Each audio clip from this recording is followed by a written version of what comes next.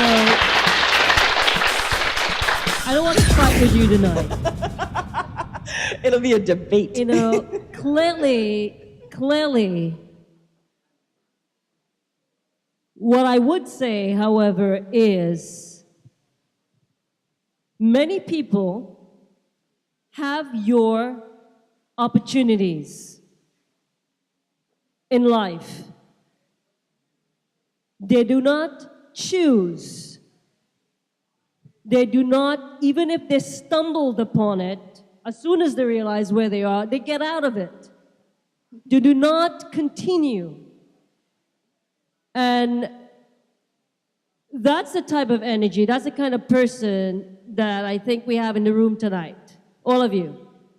Every single one of you are here tonight because there's something about what's going on here tonight that brought you out in the rain. Whether you're half asleep, fully awake, thinking about the rest of your week, you're here tonight for a reason. This is New York City, and it's a good group of people here that I've spoken to, and that I am so proud you took the time out to be part of a conversation that I know you're going to take and do something with.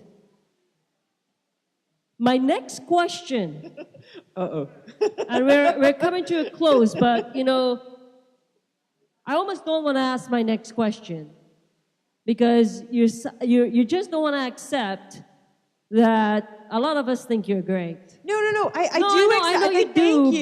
but in terms of not that the choices you made in life, but that you're here and you're speaking on behalf of a lot of people and all of that. So I'm actually not going to ask that next question, but there are people here in the room that are wanting to do something.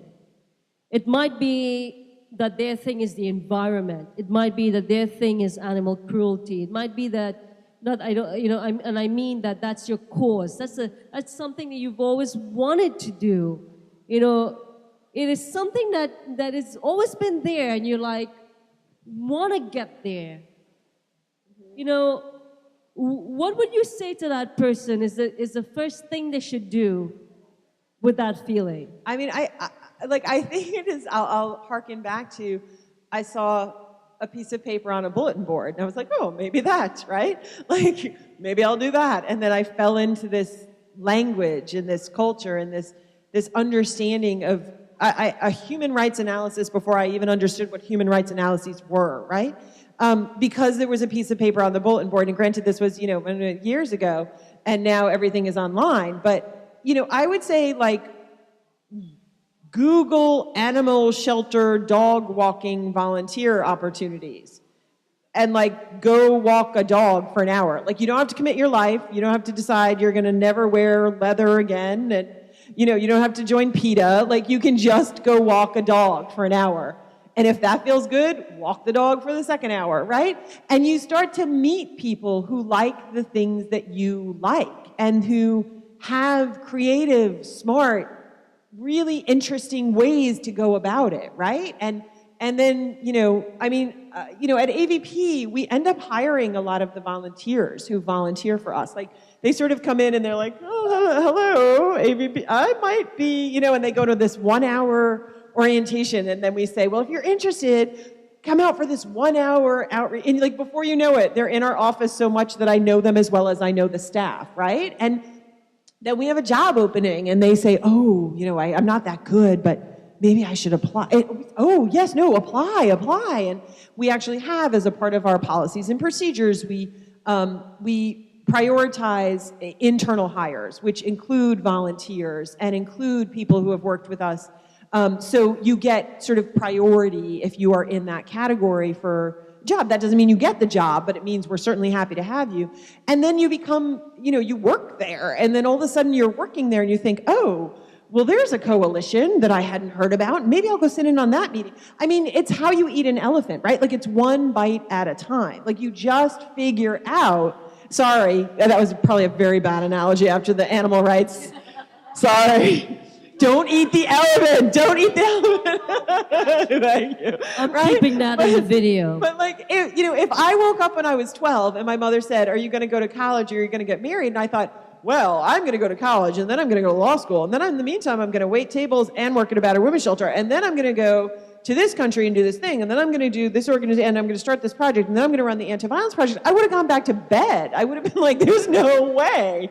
I just need to watch cartoons right now, right? But I didn't. Every single time something looked shiny and new and interesting, I thought, it's an hour of my life. Like, I'm not signing my life away to anybody. It's an hour of my life. And if I hate it, I will not spend an hour of my life doing that again. And if I love it, I'll probably spend one more hour of my life doing it and figuring it out. You don't wake up one morning and say, like, oh, I'm going to discover the solution to world peace. You wake up thinking, like, I think injustice is wrong. And here is this thing in my neighborhood or in my school or at my job or in my friends or in my family that I would like to do differently, right? And one of the things that I say to people all the time is the one thing that you can do without changing one other thing about yourself. You never have to give money. You never have to give time. Just stop making homophobic and transphobic jokes and don't let your friends do it either. Right? So when somebody says to you, oh my God, that's so gay, like, it's your job to say, that's a really screwed up way to say that. I think what you mean is that's weird or that's funny or that's something else. You should use the language that you mean, right? Like, everybody right now could walk out of this loungy, fun, couchy place and decide that they're never going to let somebody say that's so gay again and mean it in the, like, that's so kind of way. And you will have changed history for LGBT people in this country. If everybody in this room did this, and if you inspired 2 other people to do that, that is the way that social change happens in this country. And you can do that without spending an hour of your life doing anything, except, calling your friends out on their homophobic and transphobic behavior. So I believe the answer to that question was, if you're thinking about doing anything, then there is no step too small to take. Exactly. And on that note, because we're running out of time, I would like to ask if there's anyone here tonight, we have 10 minutes, who would like to take my place and interview Sharon Stapel. I won't swear. Please introduce yourself. Hi, everyone. If you don't know me, my name is Ingrid Galvez. That's right. Yes. I'm very active in the LGBT community as a fundraiser. I'm a member of Imperial Court of New York. If you don't know who we are, you have to look us up. 27 years, going on 28 years of nonstop fundraising for the LGBT community, particularly to support AIDS and HIV education and supportive services for those affected by HIV and AIDS. That's just one of my many things. Absolutely.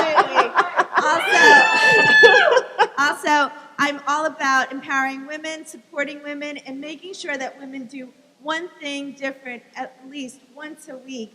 Get out of your homes, just like Aliya said, and just like Sharon said. Get out and try something different. It's literally not going to kill you. It's not. And you can learn a thing or two. Just saying.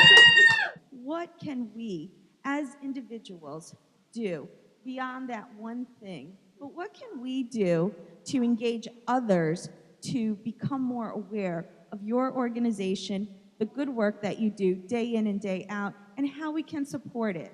That is such a good question. Especially because with AVP, what I've found is the people who know us and love us, like, oh, AVP, we love, love, love.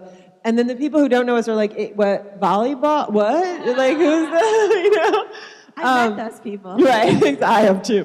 And I think that one of the things that we can do, is talk about the violence that people experience in their lives. Like, I think that people are never aware of how incredibly difficult it can be to be queer in this country. And I think it can be incredibly difficult to be lots and lots of identities in this country. But I think we are so sometimes invisible because it is easy enough not to be visibly targeted as LGBT that our families and friends may walk around saying like, oh, I don't know any gay people. And you're like, oh, yeah, you do. I don't have the courage, or I don't feel safe enough to come out to you, right? And I think that violence generally is everyone's issue. Like, it is not the issue that you take up because it has personally affected you. Hopefully you never take it up because it's personally affected you. Hopefully you take it up because it is wrong. And we deserve to live lives that engender safety and allow us to be who we are and be safe. And I think by having those kinds of conversations with your family and friends, and particularly there are certain times of the year you can do that, right? Like, you can do that when there are high-profile incidents of violence. You can do that in June. You can do that during Domestic Violence Awareness Month. You can do that during Sexual Violence Awareness Month. Just to have the conversation, I think you would be shocked to find out how much people actually think about this issue but don't want to talk about it because it's boring or depressing or something that they don't know what to do with. And then to say, like, oh my God, I've thought about that too. And there are organizations you can go to and talk to. And in New York City, it happens to be AVP, but we actually have 47 partner organizations throughout the country in 26 states and in DC that help people specifically around the issue of LGBT anti-violence. So a lot of times I think people are afraid to ask the question because they don't want to know the answer, because they don't know what they're going to do with the answer. Because if we say like, oh my God, did you see that guy got basically assassinated in the West Village?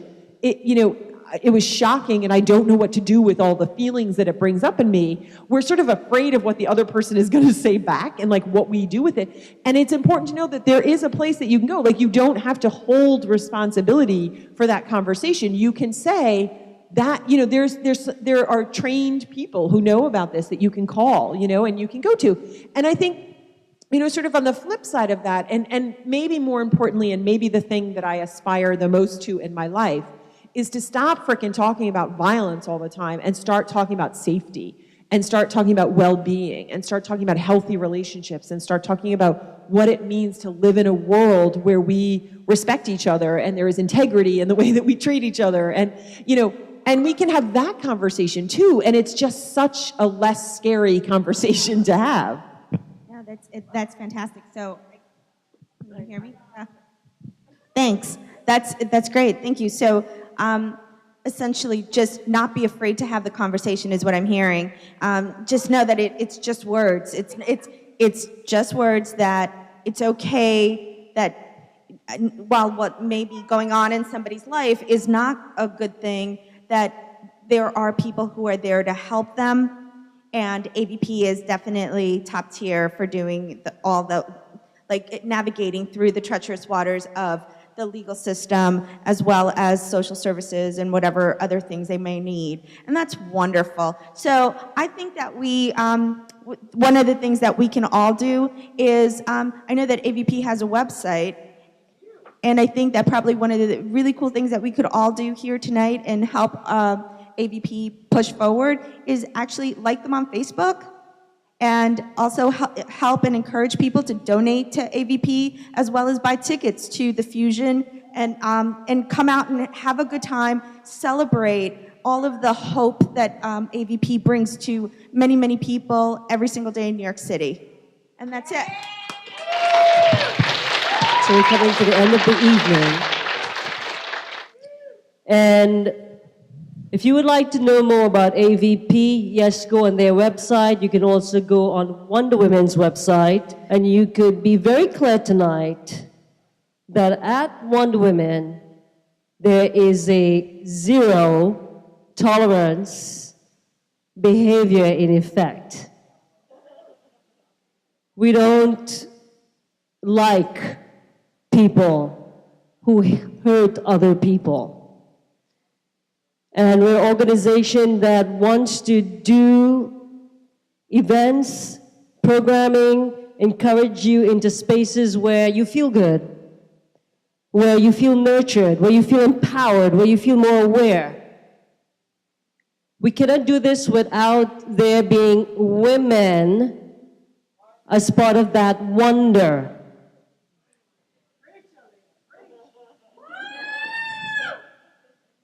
So please support organizations like AVP. Please support us so that we can do more for organizations like AVP.